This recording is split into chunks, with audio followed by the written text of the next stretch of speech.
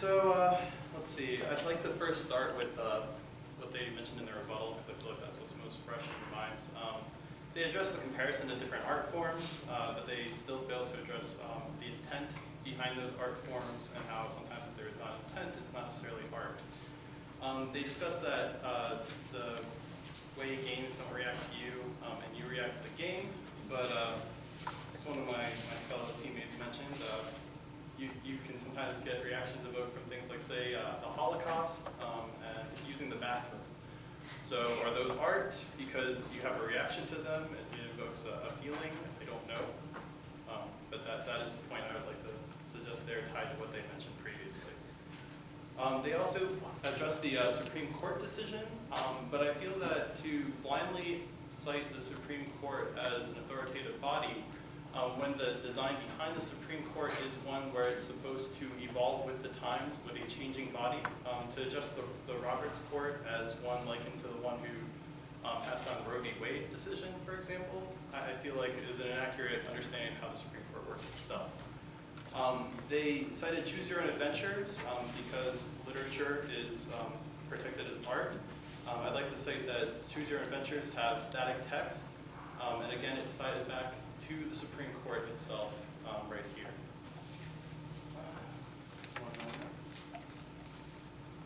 Oh, and then they also had mentioned the Smithsonian. I'd like to mention that the exhibit had an incredibly selective process as to what was chosen. I believe we're all familiar with this process because we're all involved with it. If all games are art, which is what we're discussing here, then why is there a selection process at all? I should be able to blindly select 50 games and throw them in the exhibit, and it should properly capture that games are art. In closing, I'd like to quote the late and great Andy Rooney. I've learned that one should keep his words both soft and tender because tomorrow he may have to eat them. Thank you.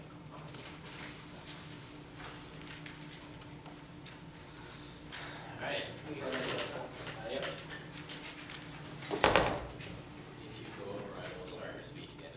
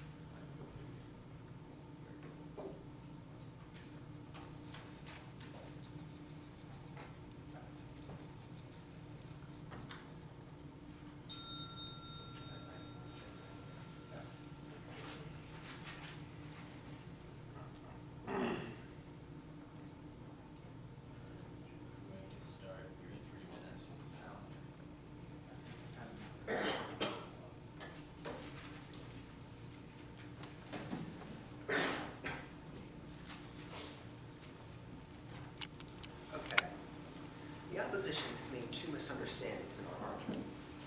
First, about our definition. As before, we define art as the conscious use of skill, creative imagination, especially in the production of aesthetic objects.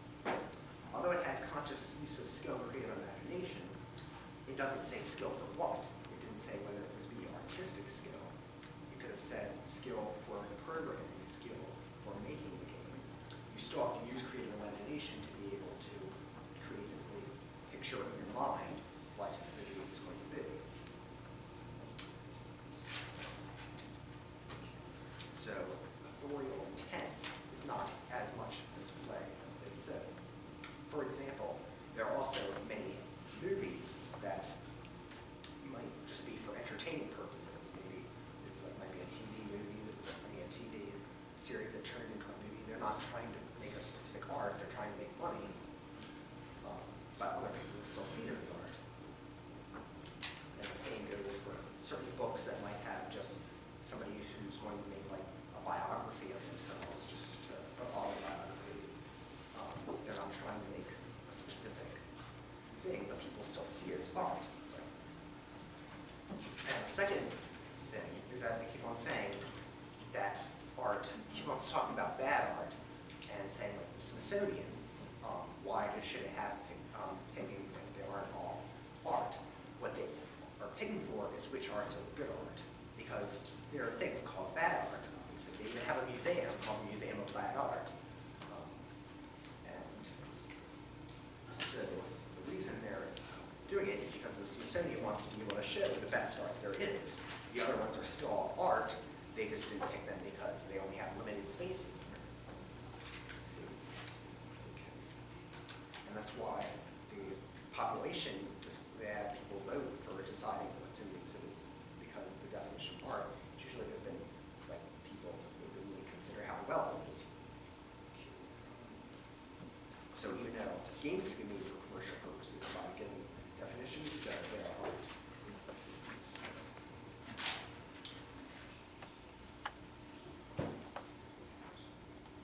And that's all. Let's have a round of applause for all of us.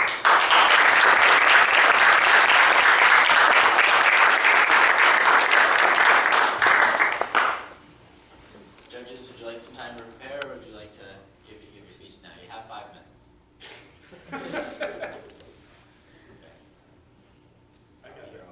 I would like to ask some questions before I make my decision, personally. No. Yeah. I've already made my decision, but I just want to ask. I'm going to have to overrule that. Sorry. If you want to talk about it afterwards, that's fine, but that's not. If you want to talk about it, you can, but you need to evaluate them on what they've said. All right, judges, you getting together? Good job, guys. Seriously. Everybody. I felt the fire. There was some real tension there. Dramatic tension. Was there? Really? It's hard being with you. You have I think that was a lot better than And last time. You have to defend yourself. Yeah. Is that rehearsal? That rehearsal was intense. I had a blast. So calm. So calm. Who will win the burrito? Chris ran out of Tune in paint. after the commercial break. I ran out of paint. I want to get our bodies painted CW, but no. Yeah, we ran out of paint. I could have been playing double B on top. And just a big S on the back. No, we should get the green suit that comes on. Just stand in the back and do the green.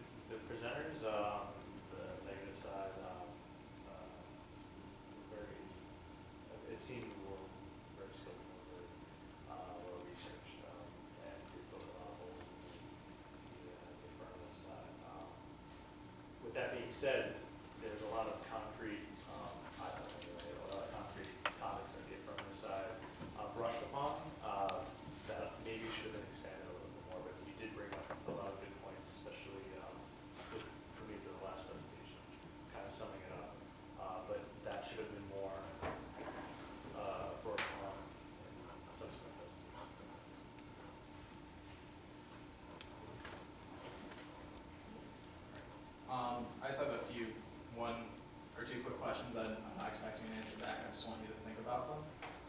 For example, when they compared video games to snuff films, why didn't you bring up the fact that the Supreme Court does not give snuff films First Amendment rights of speech, but gives video games that right as well as other forms of art? And a few things. Why isn't the Smithsonian? Why didn't you combat more about how the Smithsonian and the Supreme Court are authoritative bodies on deciding what legally is art, as well as the opinion of what good art is? Just things to think about. That was something that struck me across. Your side definitely had the stronger speaking points and had a very, very clear and well-determined rebuttal based on their definition, and I applaud you for using their definition against them quite well. And your examples of what you used for starting your argument were very good. The Smithsonian, the Supreme Court, and the National Endowment were very good to start with. Okay. So, when you chose your definition, that announced that it was from Webster.com. You may have heard me sigh from over here.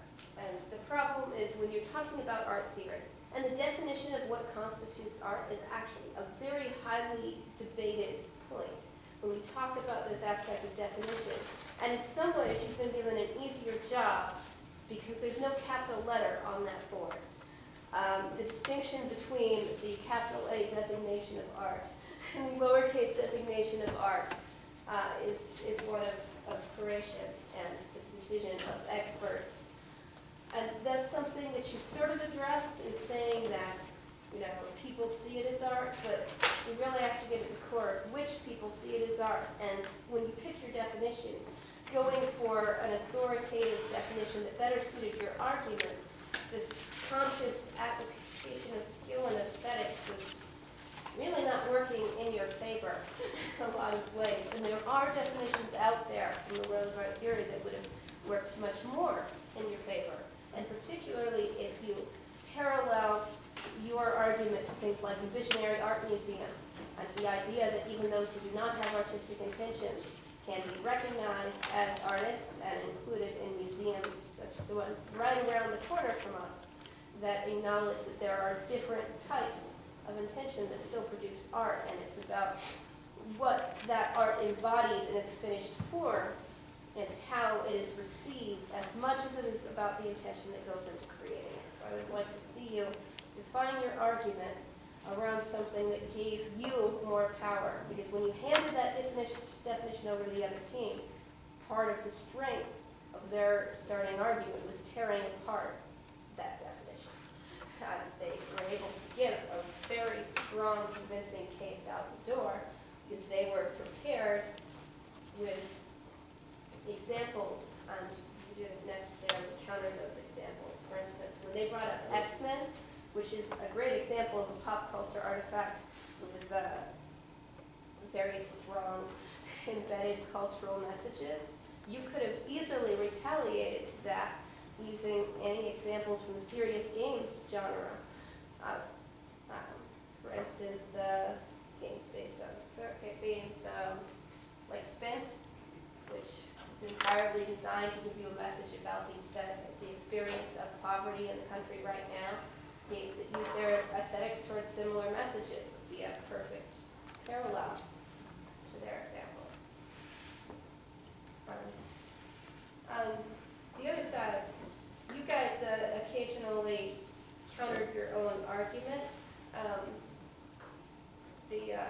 Anyone who doesn't intend to create art cannot create art was a huge opening that if they jumped on more would have been a very strong weakness in your case. Because first of all, you even dismissed the idea that Roger Ebert's definition of art is based on authorial intention is rather stale, and therefore, similarly, anything you said about intent as defining art is subject to the same problems, the same fun we make of world Roger Ebert. So I would watch that. You made a great point that the Supreme Court is is not an art authority, but neither of you really advanced ideas about who makes the decision about what is art. You guys had sort of a populist argument going at the end there, with talking about voting on the exhibit that could have gone in a really strong direction, but you didn't carry it out by pointing out that, in a sense, that people have voted for the artistic appeal of games by their attention, by the attention paid to collector's edition, books of arts bundled on it, the entire field of game studies. All of these authoritative sources could have been brought in to point out that your argument is backed by this huge wealth of scholarship and authorities beyond just the Smithsonian Museum. But as for the negative side, watch the Holocaust snuff, the Andy Rooney quote. You guys have a clear rhetorical style. It's fantastic in those particular sections. However, you're gonna throw your listener a little out of whack there. You can go a bit less extreme, don't necessarily. So pornography instead of child pornography. Child pornography didn't bother me. That didn't even make my list. Good. But snuff, the reason I mentioned that in particular is it was a bit of a weakness, actually, because it's not a protected form. And, of course, there are the two categories of snuff, the ones that are actually films of people dying and the ones that are made to look that way. And in either case, you put yourself on shaky ground when you pull something like that in. They didn't attack that comparison, but they certainly could have. So we jumped in too deep in the deep end. You just want to watch that anything you're throwing out isn't fodder for the other team to pull down the foundations of your argument. Because if you use an example, any example you put out there, just like the definition, is the ammunition for the other team's argument. So you want to have really good faith in any evidence you present. All in all, though, I thought it was a great back and forth. And this debate over the inclusion of interactivity and whether the designer's intentions or the player's intentions determine the artistic experience is really great on both sides. That's doing good justice to the topic. We've taken some things further in both cases. But great preparation, and it was really good to see research coming into play on both sides.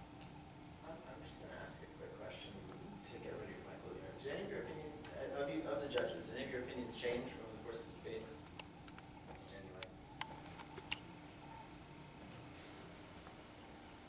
I thought the affirmative side made a strong opening argument, and my prejudices are on that side to begin with, so I was ready to be persuaded, ignoring my personal bias as far as results, but very open to that side of the argument. I do think your out-of-the-gate argument was very strong, and so I was leaning that direction throughout. I did notice, I think cross-examinations were a big opportunity to move it either way, and some of the missed opportunities where I was actually noting as I was listening the points where I saw weaknesses that I thought particularly would be valuable for the next cross-examiner or rebuttal to bring out, and see whether any of those appear. And occasionally they did. I thought there was strong moments on both sides. I have to agree. I think one of the strongest parts of this entire thing was the opening or the affirmative side. You made a very strong argument, used very authoritative sources on many different levels, legally and artistically. And you used very specific examples that they could have used, but I would have liked to see you guys argue some of those examples down that didn't see that. It's hard to do that when you don't have the source. There's also one of the things that really I would have liked to have seen more from was the cross-examinations. They were, like Anastasia said, there were some things that, there was a lot of good parts to it, but then there was a lot of parts that I would have liked to have seen that wasn't really there. And that, I think mine was decided about halfway through. And then towards the end, I almost got convinced that I did. I guess I'm going to take a second to clarify. Did your opinion on the issue change? Not of the teams, but on the issue No. itself? I'm sure it didn't. Even a little bit? Absolutely.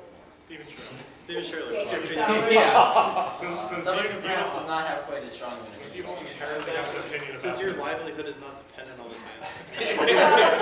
So, a lot of the jargon everybody was using, I had no idea what was going on, but I actually had a conversation before I came here with a colleague of mine about this, and she's a painter, or she went to school for painting, and a lot of what she said was what was discussed here about the actual thought of somebody visualizing something in their head and actually producing it, whether it's art or not, is really open to interpretation. And in this debate, I went back and forth. In the beginning, there was a good argument, but even in the negative side, I conceded that some memes are art. And I would have liked to see why they think some memes are art and some memes aren't, and that discussion a little bit more, because that's basically what the discussion is.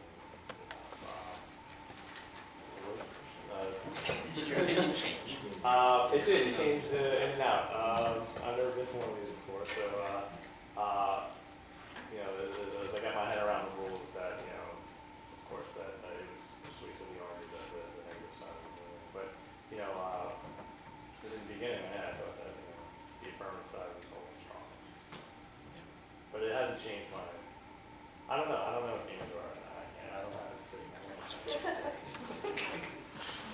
It gives you something to think about, though. Yeah, unfortunately, 10 years being a game scholar. Excuse your opinion It's a little strongly bit. on one side of the fence here. I think despite our strong disposition, I think we were pretty unbiased towards the judgment. I'm an accountant, and I think games are art, so just saying. So some points of order. The next debate is in the beginning of May, right? No, first week of April. First week of April. Next debate is in the first week of April, and it will be on gamification. You And you have a month to figure out what that means. know, okay, wait, what was the word? Gamification. I think Chris Mormon knows the answer to this because it was the first thing he ever learned about exercise. Wait, what's the, is that April 5th? Is that Thursday? Yeah, it is. Yeah, it's April 5th. Yeah. Okay, you're gonna need another judge. Okay. And I'm sorry, because I really want gamification as a topic. I We'll That was the persuade first thing Bridget ever. to skip class. This whole Gamification. yeah, we could probably move it. I have to look at the calendar. Yeah, we'd have to look at the calendar. There's a lot of stuff in April. So I'm pretty sure, Because I had you on the calendar for the 12th, sorry. which is why I did But you know what? save the 5th. Isn't the 12th you know what it is the 12th, isn't it? Because the 5th is the gallery slot. Yeah, And then the 12th, and then the 17th is indie game contest, right?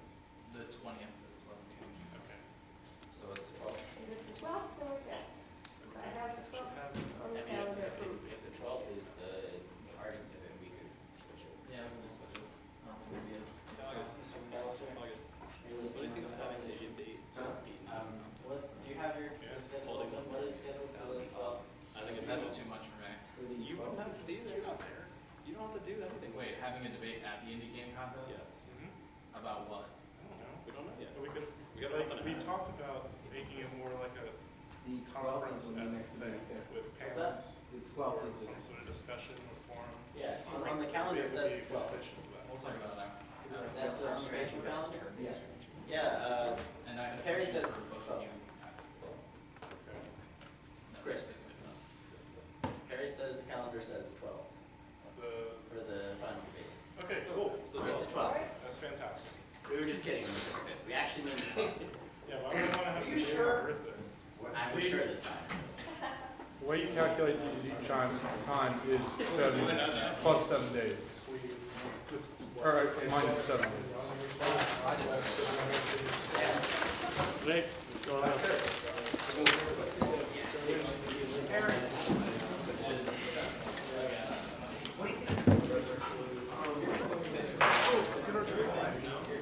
Oh yeah, Brett's